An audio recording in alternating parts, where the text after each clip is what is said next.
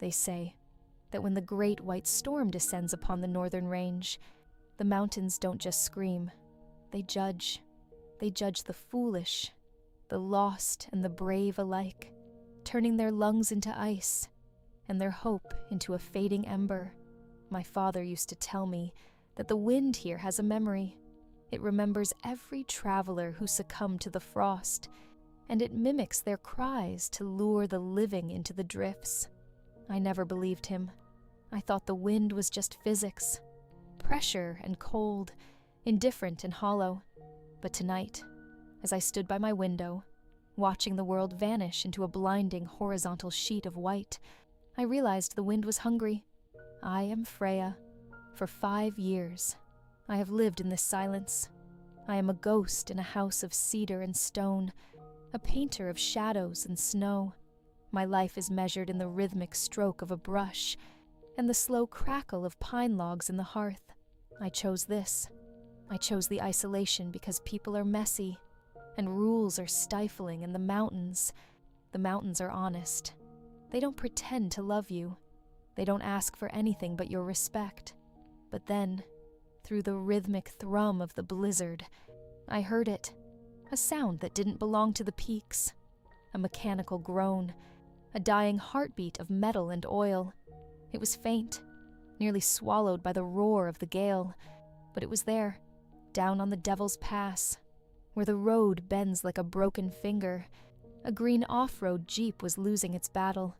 I saw the headlights first, 2 weak, yellow eyes flickering in the white abyss, blinking like a drowning animal before the dark took them entirely.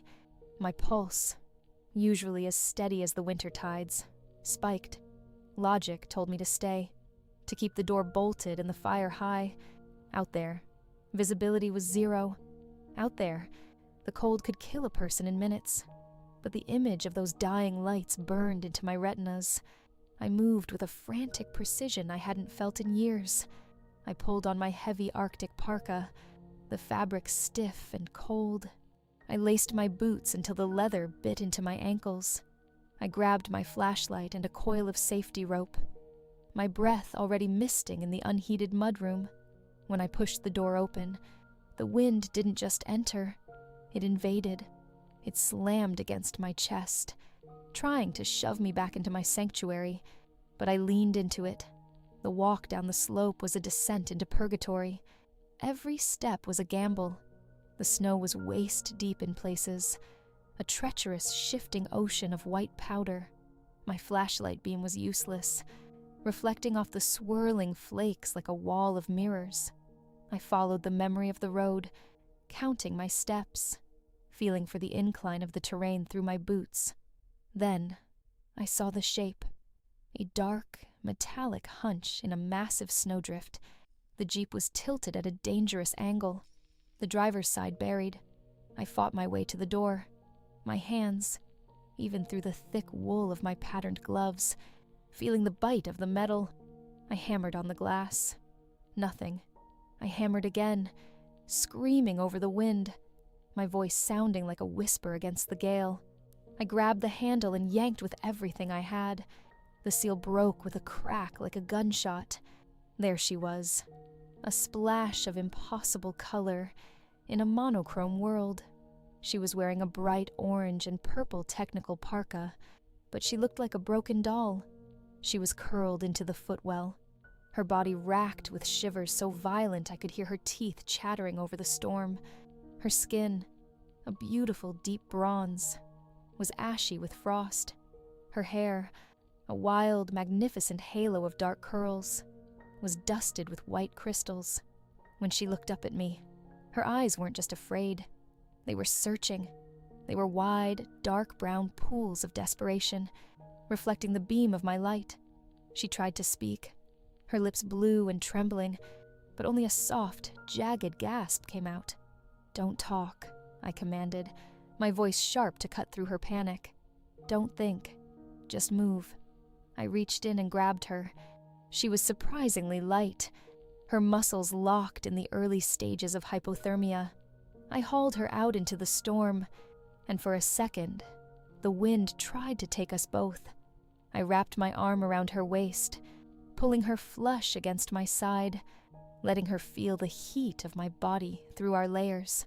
She clung to me, her hands gripping the wool of my cardigan underneath my parka, as if I were the only solid thing left in the universe.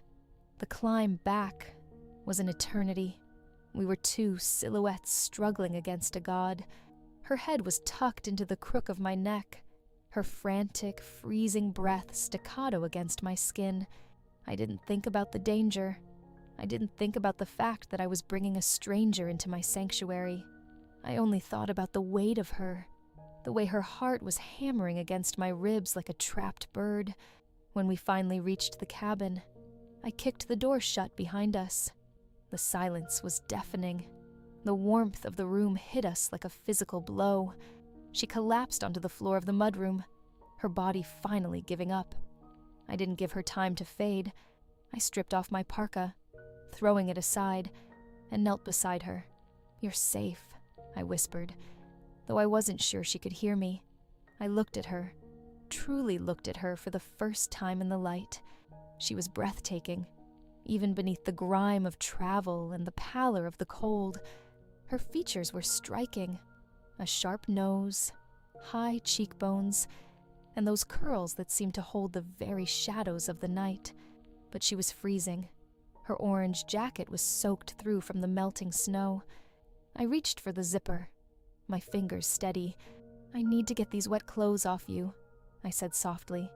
She nodded weakly, her eyes never leaving mine. As I pulled the zipper down, I felt a strange jolt of electricity. It wasn't just the adrenaline of the rescue. It was something else, a recognition, a feeling that the gears of the universe had just shifted, and the silence I had cultivated for 5 years was about to be shattered forever. I helped her out of the heavy gear, peeling away the bright technical fabric, until she was left in a simple gray thermal shirt. I could see the outlines of her collarbones, the way her chest rose and fell in shallow, jagged heaves. I stood up, offering my hand, the bare skin of my palm facing her. "Come," I said. "The fire is waiting." The cabin felt smaller tonight, not because the walls had moved, but because she was in it. Every breath she took seemed to displace the air I had breathed in solitude for years. I led her into the main room, where the hearth was a gaping mouth of orange and gold. The smell of cedar smoke and linseed oil swirled around us, a scent I usually found grounding, but now it felt intoxicatingly heavy. She walked with a limp, her legs still partially numb from the frost. I guided her toward the massive black bearskin rug that lay before the fire. It was the warmest spot in the house, the place where I usually sat to watch the shadows dance when the inspiration for my paintings ran dry. "Sit," I whispered. She sank onto the fur, her knees folding as if she were made of glass. I knelt behind her, reaching for a heavy, hand-knitted blanket I had draped over the back of my armchair. I wrapped it around her shoulders, my fingers accidentally brushing the nape of her neck. Her skin was like ice, sending a jolt through my fingertips that felt like a spark jumping from a wire. She shivered at the touch, a small, soft sound escaping her throat, half a gasp, half a sigh. I can't feel my hands," she said. Her voice was a low, melodic rasp, vibrating with the leftover tremors of the storm. I didn't answer. I couldn't. Instead, I moved around to face her. I sat down on the rug, my legs tucked beneath me, and reached out. I took her hands in mine. They were beautiful, slender, with strong knuckles and nails that had been clipped short for travel, but they were deathly pale, the fingertips tinged with a frightening shade of blue. I brought them to my mouth. I didn't think about it. I didn't calculate the intimacy of the gesture. I just opened my palms, cupped her hands against my face, and exhaled. I felt the warmth of my own breath blooming against her frozen skin. I did it again and again, watching her face as the blood slowly began to return to her cheeks. Her eyes, those deep, dark brown pools, were fixed on me. She wasn't looking at me like a savior anymore.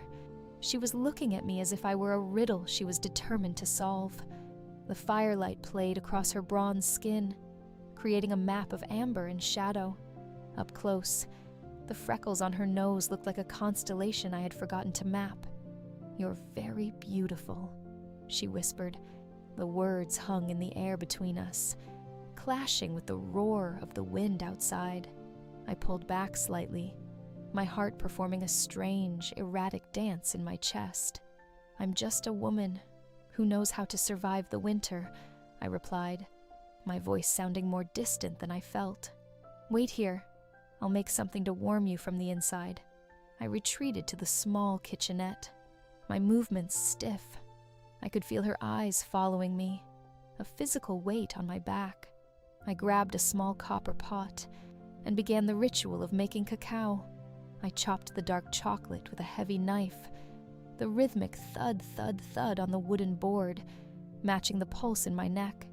I added a pinch of cayenne, my father's secret to kickstart the heart, and a splash of heavy cream. As the milk began to simmer, the steam rose in soft, white clouds, carrying the scent of vanilla and spice. I looked over my shoulder. She was still sitting there, wrapped in my blanket, her curly hair beginning to dry and fluff out into a wild, dark halo. She looked like a creature of the earth, misplaced in my world of ice. I poured the liquid into 2 heavy ceramic mugs, crowning hers with a mountain of marshmallows. When I returned to the fire, I handed her the cup. Our fingers brushed again, and this time, she didn't pull away. Her skin was warming up, the deathly chill replaced by a soft, humming heat. "My name is Ember," she said, taking a sip and closing her eyes as the sugar hit her system. "Ember," I repeated. The name felt right. It felt like fire. It felt like the very thing I had been trying to keep out of my life to stay safe. "I'm Freya." "Freya," she whispered, testing the weight of my name. The goddess of love and war, appropriate for a woman who pulls people out of death. I looked away, my gaze drifting to the corner of the room where my easel stood. It was covered by a heavy linen cloth, a shroud for my latest obsession.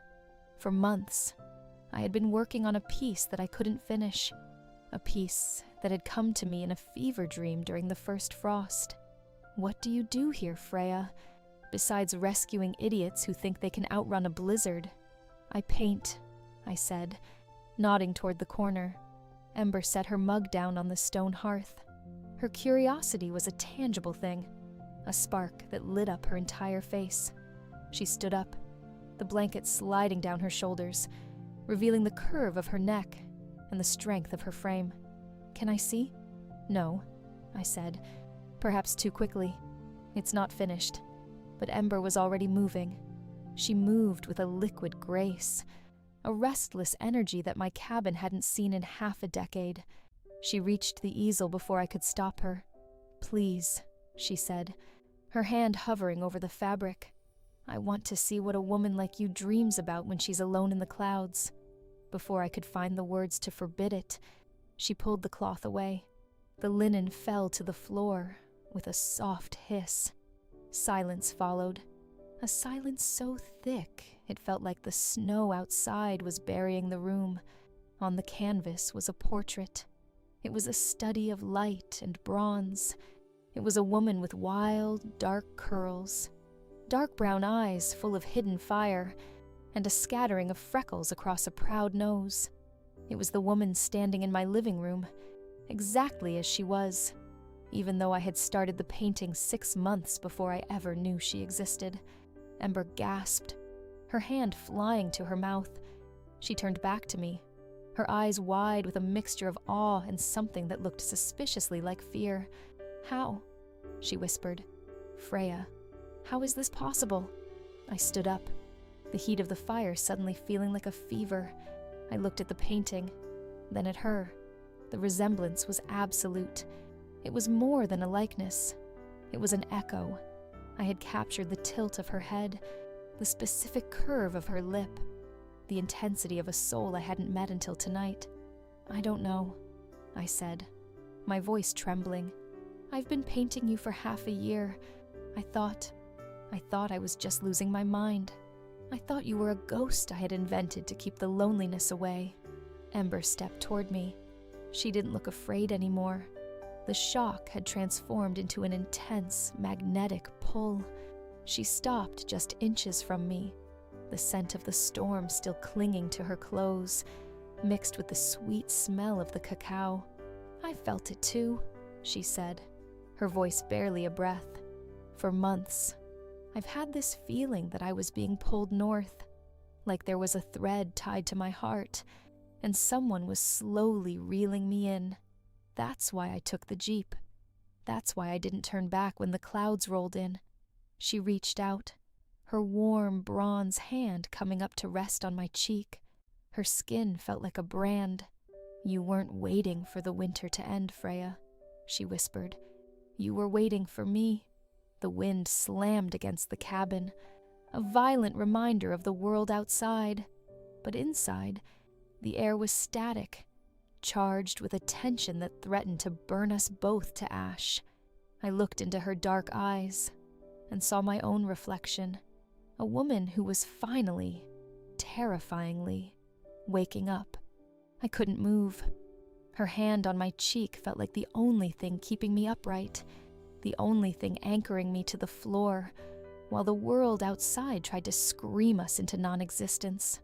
The silence between us was no longer empty.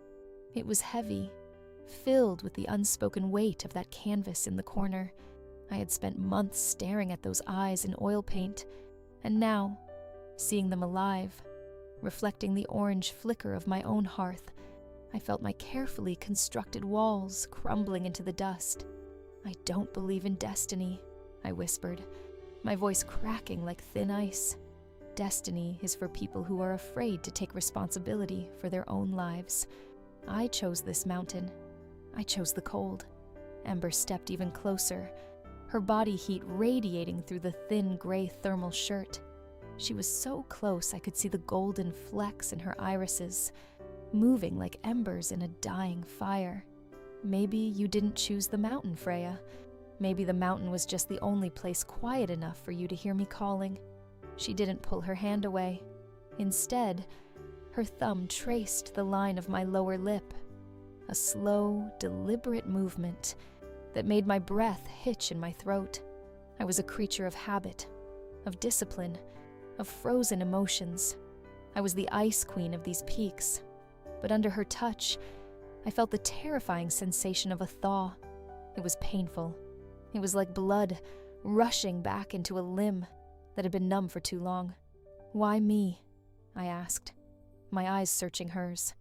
"There are 1,000 artists in the world, 1,000 women who wouldn't hide in a cabin at the edge of the world. Why did my brush find your face?" Ember smiled, a small, sad curve of her lips. "Because you were the only one who wasn't looking for a trophy. You were looking for a soul, and I was tired of being seen by people who only looked at the surface."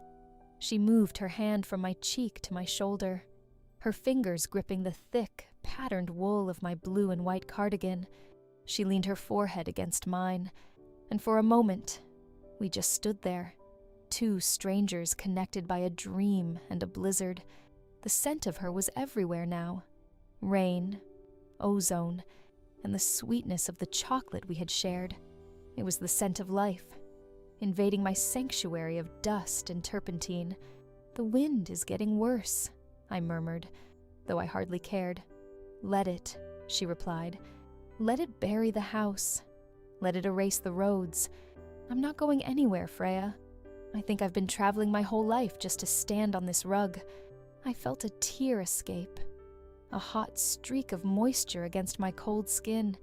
It felt like a betrayal of my solitude, yet it was the most honest thing I had felt in years. I reached up, my own hands finally finding the courage to touch her. I traced the strong line of her jaw, the softness of her dark, curly hair that was now fully dry and wild. She was so vibrant, so full of the chaotic energy of the world I had fled. I was so afraid, I confessed, my forehead still pressed against hers. I thought, if I let anyone in, The cold would follow them. I thought the winter was the only thing that could keep me safe. The winter doesn't keep you safe, Freya. It just keeps you hidden, Ember whispered. She tilted her head, her lips just a breath away from mine. Are you tired of hiding? I looked at the fireplace, the logs collapsing into a bed of glowing coals, casting long, jumping shadows against the paintings of empty valleys and frozen lakes. I looked at the portrait of her, the girl I had summoned from the void, and then I looked back at the woman in my arms. I'm exhausted, I admitted. I closed the distance. It wasn't a kiss yet.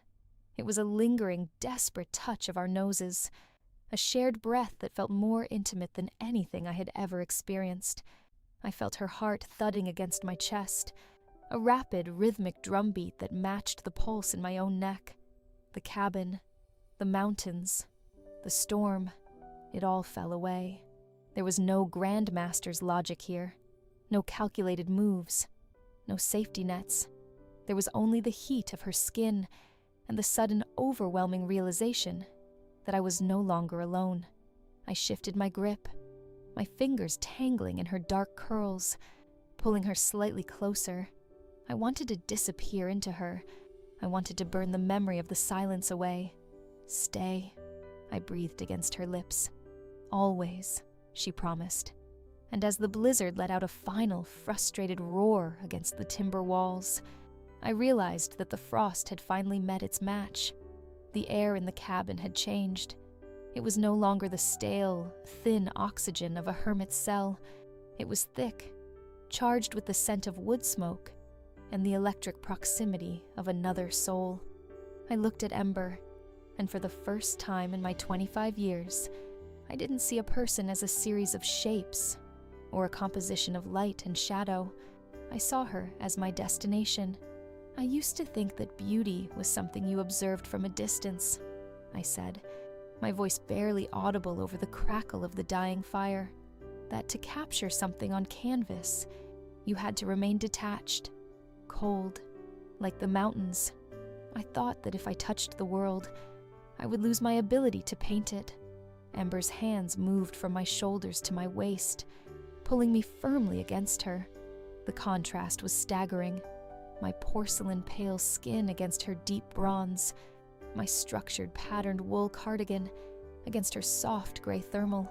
We were two different languages finally forming a single sentence. And now? She asked, her dark brown eyes searching mine, demanding an honesty I had never given anyone. And now I realized that I wasn't painting because I was inspired, I whispered, a shuddering breath escaping me. I was painting because I was starving. I was trying to fill a void with oil and pigment, hoping that if I drew you well enough, you would become real. I was a ghost trying to dream herself into a body. Ember's expression softened into something so tender, it felt like a physical blow. She reached up, her thumb tracing the line of my jaw, moving with a reverence that made my knees weak. You're not a ghost, Freya. You're the heart of this mountain, and it's been waiting for someone to come and keep it warm. The wind outside made a final, desperate attempt to breach the walls, a violent gust that rattled the window panes in their frames. But inside, the circle of light from the hearth felt like an unbreakable shield. I looked at the fireplace, at the way the orange light danced on Ember's skin, highlighting the curve of her lips and the wild, beautiful chaos of her hair. I don't know how to do this, I confessed, my hands trembling as they rested on her chest. I don't know how to be we. I only know how to be me. That's the secret, Freya, she whispered, leaning in until our lips were a mere heartbeat apart. You don't have to learn it. You just have to let it happen. Stop calculating the move. Stop worrying about the finish. Just be here. I let out a breath I felt I had been holding since the first snow fell. I closed my eyes and leaned forward, finally surrendering the last of my defenses. When our lips finally met, it wasn't the tentative, fragile thing I had expected. It was a collision. It was the warmth of 1,000 fires meeting the frozen depths of a glacier. It was the taste of dark chocolate and salt, and the wild, clean scent of the high altitude. I felt embers light up my back, pulling me so close that I frantic, joyful thud of her heart against mine. It was a kiss that tasted of homecoming. Every year of silence, every hour of staring at the white blank canvas, every night listening to the wind, it all made sense in that moment. I wasn't an ice queen by nature. I was a woman who had been waiting for a fire hot enough to melt her. We stayed like that for a long time, locked together on the bearskin rug, shadows of the room growing long, soft, as the fire settled into a deep, pulsing red glow. The storm was still there, distant memory beyond the timber walls, but it no longer felt like it felt like a witness. Eventually, we pulled apart just enough each other. Ember was flushed, her eyes shimmering with a light that no candle could replicate. She reached out and touched the sleeve of my blue and white cardigan, her fingers lingering on the intricate patterns. "What happened?" she asked softly. "When the sun comes up and the snowplows find the path." I looked at my easel, then back at the woman who had stepped out of my dreams and into my life. I felt a surge of a new kind of strength, a warmth that didn't come from the hearth, but then, "Tomorrow," I said, my voice finally steady. "The world will still be there. Silence is over. Tomorrow, I start a new painting, and this time, I won't have to imagine the model." Ember laughed, a bright, melodic sound that filled the corners of the cabin, chasing the last of the ghosts. She leaned in, kissing my forehead, my nose, and finally my again. A soft, lingering promise. "I think I'm going to like your new style," she whispered. I pulled the blanket around both of us, tucking her head under my chin. The blizzard finally began to fade in quiet, heavy snowfall. I realized, first time in my life, I wasn't looking at the horizon. I wasn't looking past or the future. I was exactly where I was. The Ice Queen was gone. In her place was a woman who had fire in the middle of a storm. And as I drifted into a sleep that felt safe for the very first time, I knew that no matter how much snow fell outside, the winter would never be cold again.